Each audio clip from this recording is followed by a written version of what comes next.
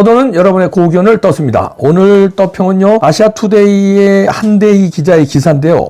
아주 의미 있는 기사입니다. 한국의 국가정보 핵 첨단 산업서 북중 간첩 제거하라. 다운표입니다. 부제목이요, 미국 민감 국가의 동맹국 한국 포함 왜 반미 친중 종북 좌경화 심각한 단계라서 미 진출 한국 기업의 중자본 침투 심각, 국가안보 에너지 첨단 산업 위기 우려, 이런 내용입니다. 일단 그대로 읽어드립니다. 한미 전문가들은 미국이 한국을 민감 국가에 넣는 것은 윤석열 대통령이 복귀해서 국가정보 분야와 에너지 첨단 산업에서 북중 스파이를 제거하라는 메시지라고 평가하고 있다. 동맹국인 미국이 대한민국을 중국이나 러시아, 북한, 이란과 같은 민감 국가로 지정하려는 배경에는 윤석열 대통령 탄핵과 맞물린 좌파 정권으로의 권력 이양을 경계하고 있다는 관측이 나오고 있다. 특히 한국의 반미, 친중, 종북 좌경화와 한미동맹 파괴, 미국 진출 한국 기업에 대한 중국 자본의 침투 등에 대한 우려가 주요 원인으로 꼽힌다. 17일 본지 취재를 종합하면 미국 바이든 정부 에너지부가 지난해 12월 윤 대통령 탄핵을 기점으로 한국을 민감 국가로 분류한 이유는 한국이 적성 국가화 되고 있다는 진단을 했기 때문으로 파악했다. 윤 대통령의 1차 탄핵 소추안에서 더불어민주당을 비롯한 야당은 한미일 관계 발전을 탄핵 사유로 들었다. 미국 정보소식통에 의하면 미 행정부는 대한민국의 정치권과 언론, 공직자들의 반미, 친중, 좌경화가 심각한 단계에 접어들었다는 진단을 내리고 있다. 특히 종북 성향 정치인들과 중국의 간첩이 수시로 드나들어 정보를 빼내가고 있는 것에 위기의식을 느끼고 있다는 것이다. 단적인 사례로 문재인 정부가 북한 김정은 정권에 넘겨준 USB 사건과 이를 둘러싼 의혹 등은 한미동맹에 해악을 끼칠 만큼의 영향을 주는 것으로 파악됐다. 서해 공무원 피살 사건과 탈북 어부 강제 북송 사건 또한 미국의 향후 대응이 필요한 경험치로 작용했다는 것이다. 이런 상황에서 만약 윤 대통령의 탄핵이 인용된다면 반미 친중 정권으로의 권력 이양은 불보듯 뻔하다. 외무부 아주국장을 역임한 김서구 전 통일원 차관은 본지와 인터뷰에서 미국은 한국이 경우에 따라 반미 세력이 권력을 잡을 수 있다고 보기 때문에 민감 국가에 넣은 것이라면서 현재 미국 정치계는 윤 대통령의 1차 탄핵 소추에 넣었던 한미일 공조를 민주당과 야당 세력이 탄핵 이유였다는 데 초점을 맞추고 있다. 만약 정권이 민주당 세력에게 넘어가면 한미동맹에 타격이 갈 것이라고 분명히 보고 있다고 전했다. 또한 최근 10년간 펼쳐지고 있는 한국에서의 간첩 활동은 민감한 군사 정보가 중국과 북한에 노출되고 있다는 것을 여실히 보여준다. 민노총 간첩단, 창원 간첩단, 청주 간첩단, 제주 간첩단 외에도 아직 발각되지 않은 북한과 중국 간첩들의 국내 활동은 점점 더 활발해지는 것으로 알려졌다. 이와 관련해 윤 대통령이 청와대에서 용산으로 대통령실을 이전한 것도 같은 맥락인 것으로 파악됐다. 국정원 관계자는 국내에서 활동하고 있는 간첩들을 잡기에는 대공수사 권한이 없는 국정원으로서는 어려운 일이라면서 현재 4개의 간첩단을 잡아낸 것만 해도 성과로 봐야 한다. 그러나 이들을 법의 심판대에까지 세우는 데는 분명히 한계가 있다. 그만큼 이를 회방하려는 세력이 분명히 있다고 전했다. 이는 대한민국 정치, 사회, 경제 등의 북중 스파이들이 깊숙이 개입하고 있다는 것과 이에 대한 정보기관의 수사를 막는 세력이 있다는 것을 의미한다. 아울러 미중 패권 전쟁에서 미국은 한국을 중국 자본으로 인한 친중화와 이를 통한 우회로의 역할까지 할까 봐 우려하고 있다. 중국 자본이 여러 경로를 통해 한국 기업에 침투한 상황에서 미국 시장에 진출한 한국 기업을 이용해 미국을 흔들려는 것을 경계하고 있다는 것이다. 특히 게임 분야와 K-팝 등 엔터테인먼트 분야, 그리고 언론과 모바일 뱅크 등 인터넷 기업에서 중국 자본의 지배 구조가 심각한 상황이라는 것이 미국의 인식이다. 이재춘 전 주로 대사는 미국 민주당과 공화당은 한국의 민주당을 시뻘겋게 보고 있다. 이는 문재인 정권 5년간 미국이 경험한 것이다. 북핵 문제를 비롯해 어물쩍 넘어가려는 그들의 속셈을 읽은 것이라면서 특히 미중 전쟁에서 한국을 이용하여 미국을 흔들려는 중국의 속셈이 예사롭지 않고 이미 국내의 수많은 친중 정치인들이 길러졌다는 것을 미국은 알고 있다고 말했다.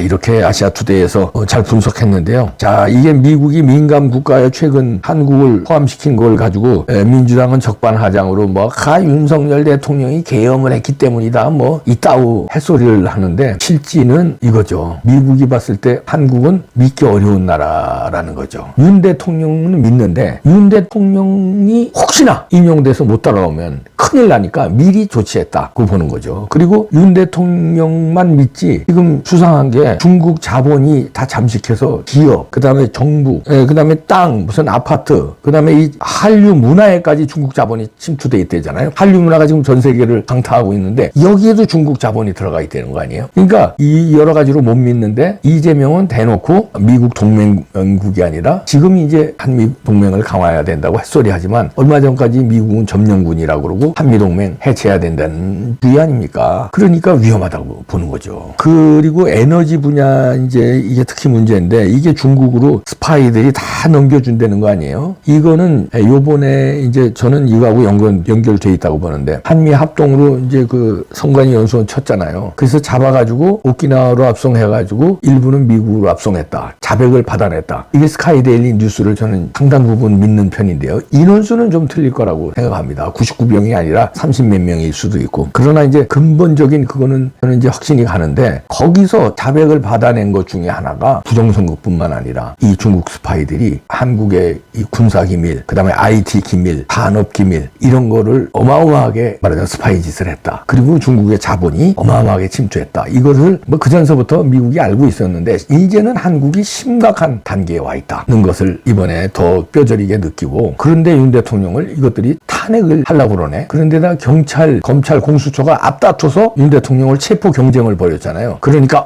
이거 위험하다. 그래서 민감 국가에 넣었는데 이거 민감 국가에 넣은 거는 그러니까 계엄하고 직후입니다. 지금 넣은 게 아니에요. 지난해 12월입니다. 윤석열 대통령 그러니까 맞아 계엄한 다음에 탄핵으로 몰고 갔잖아요. 그때입니다. 그때 분류한 거예요. 그때 이제 한국 상황이 위험하다. 어떻게 경찰, 검찰, 공수처가 저렇게 앞다퉈서 윤 대통령을 서로 체포하려고 난리냐? 야, 그리고 법원도 체포영장을 발부하네. 야, 그러면 한국 사법부, 경찰, 검찰, 공수처, 야, 이거 큰일 났다. 다 뻘갱이들한테 넘어갔구나. 그러면은 위험할 수 있다고 빨리 조치하자. 그래서 에너지부, 미국 에너지부터 한국을 민간 국가로 분리한 거다. 이런 얘기죠. 그리고 여기서도 이 아시아투데이 기사에서 나왔지만 USB 사건 하나만 놓고 봐도 여기에 한미동맹에서 큰일 나는 거 아닙니까? USB를 북한 김정은한테 갖다 주는데 한미동맹에서 예를 들어서 우리 군사훈련, 한미합동 군사훈련 한 거라든지 한미합동으로 지금 조선, 그러니까 미국의 군함을 한국의 조선소가 수리하는 거 이거 지금 하고 있잖아요. 그런데 이거를 대통령이 만약에 이재명이 되면 이런 그 정보, 기술 이런 거 미국 군함 정보 이거 다 넘어가면 왜 큰일이죠. 그러니까 민간국가로 빨리 한 거다. 이런 얘기입니다. 다시 말하자면 지금 한 게 아니에요. 작년 12월에 윤 대통령이 계엄하고 탄핵몰이 시작할 때 한 거기 때문에 상당한 위험성이 있는 거로 보는 거죠. 그 다음부터 미국이 어떻게 나왔냐면